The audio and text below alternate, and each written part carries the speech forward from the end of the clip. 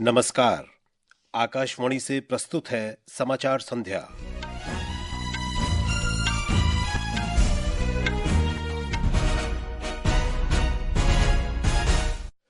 प्रधानमंत्री नरेंद्र मोदी ने राष्ट्रीय हल्दी बोर्ड की स्थापना की सराहना की। उन्होंने कहा, इससे हल्दी उत्पादन में नवाचार, वैश्विक प्रचार और मूल्य संवर्धन के बेहतर अवसर सुनिश्चित होंगे। रक्षा मंत्री राजनाथ सिंह ने कहा, जम्मू कश्मीर पाकिस्तान के कब्जे वाले कश्मीर के बिना अधूरा है। उन्होंने कहा, पाकिस्तान को अपने कब्जे वाले कश्मीर से आतंकवादी बुनियादी ढांचे को नष्ट करना होगा।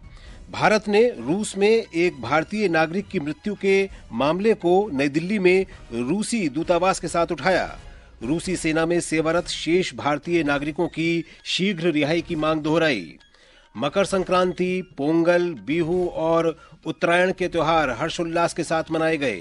महाकुंभ में अमृत स्नान के दौरान 3 करोड़ 50 लाख से अधिक लोगों ने पवित्र डुबकी लगाई। और इंडिया ओपन बैडमिंटन में चिराग शेट्टी और सात्विक साईराज रंकीरेड्डी पुरुष डबल्स के क्वार्टर फाइनल में पहुंचे। पीवी सिंधु भी महिला सिंगल्स के प्री क्वार्टर फाइनल में पहुंची। समाचार संध्या के साथ मैं विशाल शर्मा। प्रधानमंत्री नरेंद्र मोदी ने आज राष्ट्रीय हल्दी बोर्ड की स्थापना की सराहना की। एक सोशल मीडिया पोस्ट में प्रधानमंत्री ने बोर्ड की स्थापना को विशेष रूप से हल्दी किसानों के लिए अत्यंत हर्ष का विषय बताया। उन्होंने कहा कि बोर्ड हल्दी के उत्पादन में नवाचार, वैश्विक संवर्धन और मूल्यवर्धन के बेहतर अवसर सुनिश्चित करेगा। प्रधानमंत्री ने कहा कि इससे आपूर्ति श्रृंखला मजबूत होगी और किसानों तथा उपभोक्ताओं दोनों को लाभ होगा। वाणिज्य और उद्योग मंत्री पीयूष गोयल ने आज नई दिल्ली में राष्ट्रीय हल्दी बोर्ड का वर्चुअल माध्यम से उद्घाटन किया। श्री गोयल ने कहा कि बोर्ड हल्दी किसानों के कल्याण, हल्दी की बेहतर किस्मों के विकास और निर्यात को बढ़ावा देने पर ध्यान केंद्रित करेगा। उन्होंने कहा कि देश के 20 राज्यों में किसान हल्दी का उत्पादन करते हैं और विश्व की 70% हल्दी भारत में पैदा होती है। 40 वर्षों के परिश्रम के बाद ये सपना साकार हुआ है। मैं सभी हल्दी किसानों को, हल्दी को प्रोसेस करने वाले कर्मचारियों को, उद्योगों को और हमारे निर्यातकों को शुभकामनाएं देता हूं कि ये जो नया टर्मरिक बोर्ड बना है, ये आगे चल के आपके काम में बढ़त करने का एक काम करेगा।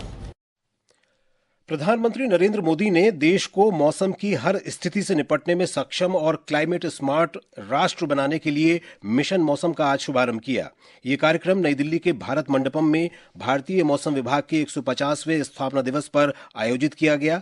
इस अवसर पर प्रधानमंत्री ने कहा कि मिशन मौसम एक स्थायी और भविष्य के लिए तैयार राष्ट्र के निर्माण की दिशा में भारत की प्रतिबद्धता का प्रमाण है।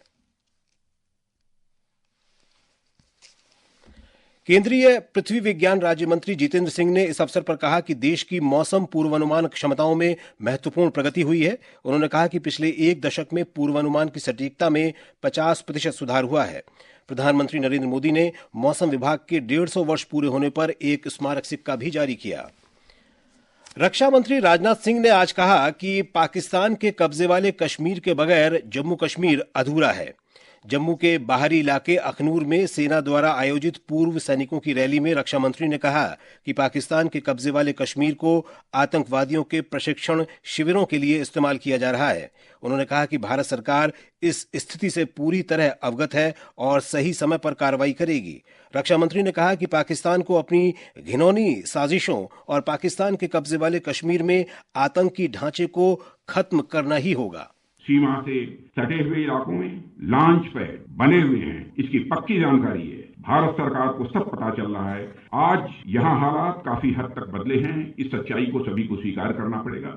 जम्मू कश्मीर बिना पीओके के अधूरा है। भारत के माथे का मुकुट मणि है। वैसे भी पीओके पाकिस्तान के लिए एक फॉरेन टेरिटरी से अधिक कुछ नहीं है। पीओके में रह रही अवाम को एक डिग्निफाइड लाइफ से महरूम रखा जा रहा है। उन्हें मजहब के नाम पर हिंदुस्तान के खिलाफ बरगलाने और उकसाने की कोशिश पाकिस्तान के हुक्मरानों द्वारा यह बराबर की जा रही है। श्री राजनाथ सिंह ने कहा कि भारतीय सेना के जवानों ने हमेशा युद्धों में शत्रुओं को पराजित कर देश की रक्षा की है। रक्षा मंत्री ने पूर्व सैनिकों, सेवारत सैनिकों और उनके परिवारों के कल्याण के लिए सरकार की प्रतिबद्धता दोहराई। जम्मू कश्मीर में आज पूर्व सैनिक दिवस के अवसर पर उपराज्यपाल मनोज सिन्हा ने अखनूर में सशस्त्र सेनाओं के पूर्व सैनिकों को श्रद्धांजलि दी और एक स्मृति कार्यक्रम की अध्यक्षता की। उपराज्यपाल ने कहा कि राष्ट्र पूर्व सैनिकों का हमेशा ऋणी रहेगा, जिन्होंने शत्रुओं से देश की रक्षा की और राष्ट्र के विकास में महत्वपूर्ण योगदान किया। भारत ने रूस में एक भारतीय नागरिक की मृत्यु के मामले को रूसी अधिकारियों और नई दिल्ली में रूसी दूतावास के साथ उठाया है। विदेश मंत्रालय ने कहा है कि रूसी सेना के लिए काम कर रहे बाकी बचे भारतीय नागरिकों को जल्द से जल्द सेवा मुक्त किया जाए। एक रिपोर्ट। विदेश मंत्रालय ने केरल के भारतीय नागरिक की मृत्यु पर दुख व्यक्त किया है। उसे रूसी सेना में भर्ती किया गया था। विदेश मंत्रालय ने बताया कि केरल का ही एक और भारतीय नागरिक घायल है, जिसका मॉस्को के अस्पताल में उपचार चल रहा है। मंत्रालय ने कहा कि मॉस्को में भारतीय दूतावास दोनों लोगों के परिवारों के साथ संपर्क में है और हर संभव सहायता दे रहा है। मंत्रालय ने कहा कि वे मृत भारतीय नागरिक के पार्थिव शरीर को जल्द से जल्द भारत भेजने के लिए रूसी अधिकारियों के साथ संपर्क में है। घायल नागरिक को भी जल्द भारत भेजने की मांग की गई है। पल्लवी की रिपोर्ट के साथ समाचार कक्ष से सरफिरोजी।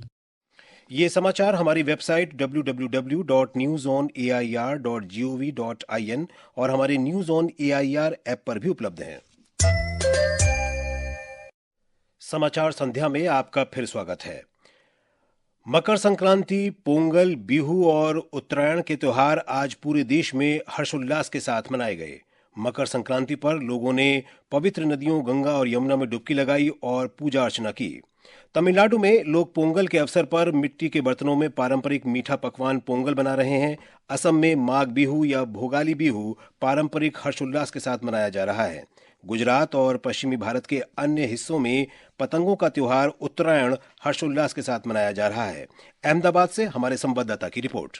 आज पूरे गुजरात में उत्तरायण उत्सव बड़े धूमधाम और जोश के साथ मनाया जा रहा है। आसमान रंग बिरंगी पतंगों से सज गया है, जो इस पर्व को और खास बना रहा है। अहमदाबाद, सूरत, राजकोट और वडोदरा जैसे शहरों में पतंगबाजी के शौकीन लोग छतों पर पतंग उड़ाने के साथ साथ पारंपरिक ऊंधियों और जलेबियों का आनंद ले रहे हैं। टोपी और चश्मा पहनकर लोग संगीत की धुन पर पतंग उड़ाते हुए उत्सव का मजा ले रहे हैं। पतंग बाजारों में भी कल देर रात तक रौनक बनी रही, जहाँ लोगों ने अपनी पसंदीदा पतंगे खरीदी। इस बीच केंद्रीय गृह एवं सहकारिता मंत्री अमित शाह ने अहमदाबाद के मेमनगर में अपने परिवार, भाजपा नेताओं और कार्यकर्ताओं के साथ उत्तरायण का पर्व मनाया, जिससे त्योहार का माहौल और भी खास हो गया। अजय इंद्रेकर, आकाशवाणी समाचार, अहमदाबाद।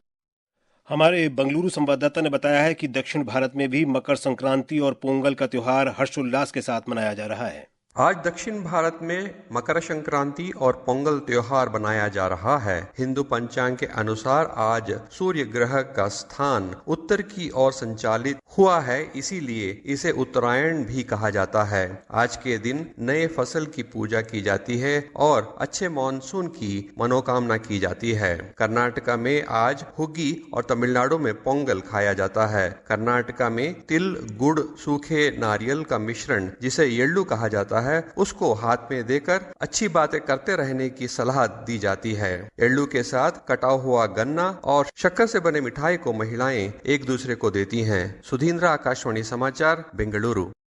प्रधानमंत्री नरेंद्र मोदी ने देशवासियों को मकर संक्रांति, पोंगल, माघ बिहू और उत्तरायण की शुभकामनाएं दी हैं। उन्होंने कहा कि ये त्योहार सभी के जीवन में सफलता और खुशियां लाएंगे। और अब खबरें महाकुंभ से।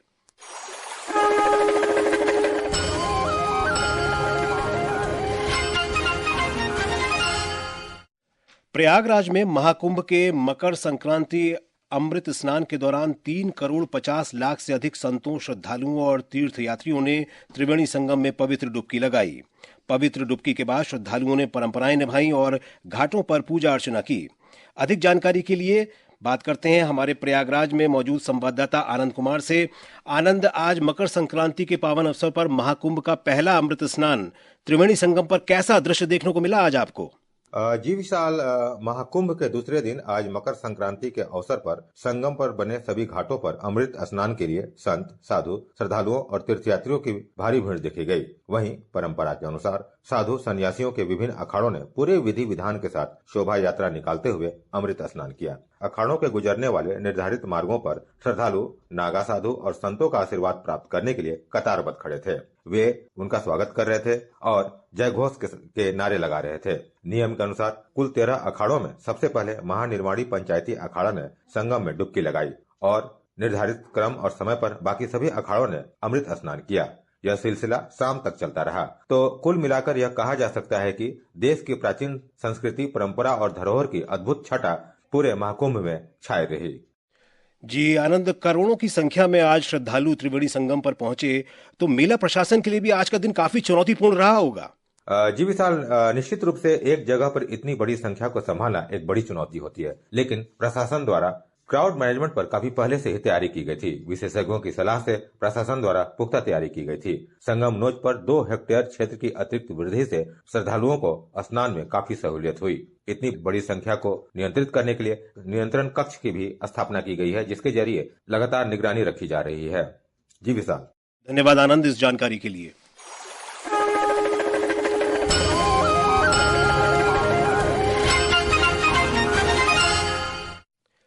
प्रधानमंत्री नरेंद्र मोदी के साथ परीक्षा पे चर्चा में भाग लेने के लिए इस वर्ष रिकॉर्ड 3.25 करोड़ छात्रों, अभिभावकों और शिक्षकों ने पंजीकरण कराया है।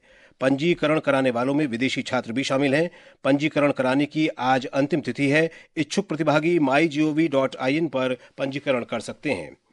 विदेश मंत्री सुब्रमण्यम जयशंकर ने कहा है कि विश्व में बढ़ती वैश्विक साख और चुनौतीपूर्ण समय में सार्थक सहायता प्रदान करने की भारत में अनूठी क्षमता है। डॉक्टर जयशंकर ने स्पेन में प्रवासी भारतीयों को संबोधित करते हुए वैश्विक मंच पर भारत के सबका साथ, सबका विकास और सबका विश्वास के दृष्टिकोण पर बल दिया। विदेश मंत्री ने कहा कि भारत और स्पेन के संबंधों का ये सबसे अच्छा दौर है। इंडिया ओपन बैडमिंटन में चिराग शेट्टी और सात्विक साईराज रंकीरेड्डी पुरुष डबल्स के क्वार्टर फाइनल में पहुंच गए हैं। पीवी सिंधु भी महिला सिंगल्स के प्री क्वार्टर फाइनल में पहुंच गई हैं। एक रिपोर्ट। सिंधु ने आज नई दिल्ली के इंदिरा गांधी स्पोर्ट्स कॉम्प्लेक्स में प्री क्वार्टर फाइनल में सुंग को 21-14, 22-20 से हराया। पुरुष सिंगल्स में किरण जॉर्ज ने जापान के यूशी तनाका को 21-19, 14-21, 27-25 से हराया। पुरुष डबल्स में सात्विक साईराज रंकीरेड्डी और चिराग शेट्टी की भारतीय जोड़ी ने मलेशिया के मैन वेई चोंग और काई वुन टी को 23-21, 19-21, 21-16 से हराकर अगले दौर में प्रवेश किया। मिक्स्ड डबल्स में भारत की ध्रुव कपिला और तनिषा क्रेस्टो की जोड़ी ने चीनी ताइपे की यिन हुई हुसु और चेन कुआन चेन की दक्षिण कोरियाई जोड़ी को 8-21, 21-19, 21-17 से हराकर दूसरे दौर में प्रवेश किया। इस बीच पूर्व विश्व नंबर 1 किदाम्बी श्रीकांत ने टूर्नामेंट से नाम वापस ले लिया है। समाचार कक्ष से मनोज। भारत और आयरलैंड की महिला टीमों के बीच 3 एकदिवसीय अंतर्राष्ट्रीय मैचों की श्रृंखला का तीसरा और अंतिम मैच कल राजकोट में खेला जाएगा। मैच सुबह 11 बजे शुरू होगा। मौसम विभाग ने पंजाब, हरियाणा, चंडीगढ़, दिल्ली और पश्चिम उत्तर प्रदेश में कल आंधी तूफान और बिजली चमकने का अनुमान व्यक्त किया है। पंजाब, उप हिमालयी पश्चिम बंगाल, सिक्किम और पूर्वोत्तर क्षेत्र में कल रात और सुबह घना कोहरा छाया रहेगा। पश्चिमोत्तर भारत में न्यूनतम तापमान में कल तापमान समान रहेगा, लेकिन अगले 3 दिन में इसमें 2 से 3% की वृद्धि होने की संभावना है। और अब अंत में मुख्य समाचार एक बार फिर। प्रधानमंत्री नरेंद्र मोदी ने राष्ट्रीय हल्दी बोर्ड की स्थापना की सराहना की। उन्होंने कहा, इससे हल्दी उत्पादन में नवाचार, वैश्विक प्रचार और मूल्य संवर्धन के बेहतर अवसर सुनिश्चित होंगे। रक्षा मंत्री राजनाथ सिंह ने कहा कि जम्मू कश्मीर पाकिस्तान के कब्जे वाले कश्मीर के बिना अधूरा है। उन्होंने कहा, पाकिस्तान को अपने कब्जे वाले कश्मीर से आतंकवादी बुनियादी ढांचे को नष्ट करना होगा। भारत ने रूस में एक भारतीय नागरिक की मृत्यु के मामले को नई दिल्ली में रूसी दूतावास के साथ उठाया। रूसी सेना में सेवारत शेष भारतीय नागरिकों की शीघ्र रिहाई की मांग दोहराई। मकर संक्रांति, पोंगल, बिहू और उत्तरायण के त्योहार हर्षोल्लास के साथ मनाए गए। महाकुंभ में अमृत स्नान के दौरान 3 करोड़ 50 लाख से अधिक लोगों ने पवित्र डुबकी लगाई। इसके साथ ही समाचार संध्या का ये अंक समाप्त हुआ। नमस्कार।